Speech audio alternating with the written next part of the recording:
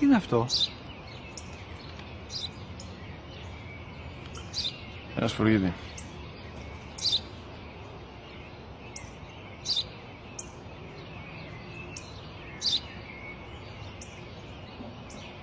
Τι είναι αυτό?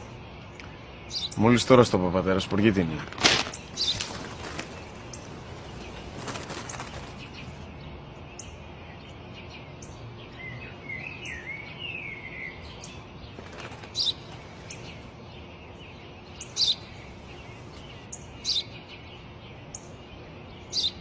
Τι είναι αυτό?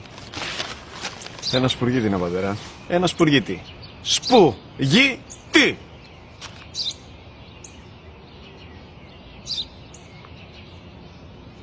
Τι είναι αυτό? Γιατί το κάνεις αυτό το πράγμα, μπορείς να μου πεις? Τόσες φορές σου είπα, είναι ένα σπουργίτη! Δεν το καταλαβαίνεις! Πού πας?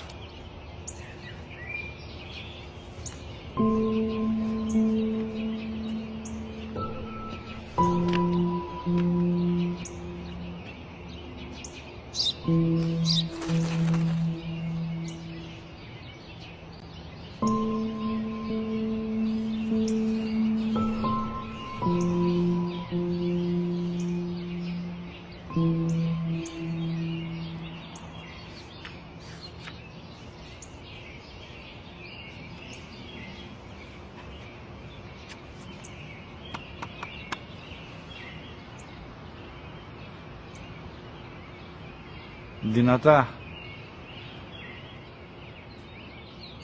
Σήμερα ο μικρός μου γιος που πριν λίγες μέρες έκλεισε τα 3 καθόταν μαζί μου έξω στο πάρκο όταν ένα σπουργίτη ήρθε και κάθισε απέναντί μας.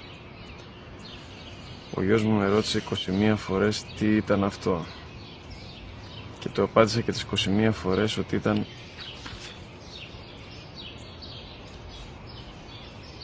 ένα σπουργίτη. Τον αγκάλιασα τρυφερά και τις 21 φορές που μου έκανε την ίδια ερώτηση, ξανά και ξανά, χωρίς να εκνευριστώ, νιώθοντας στοργή για το αθώο μου αγοράκι.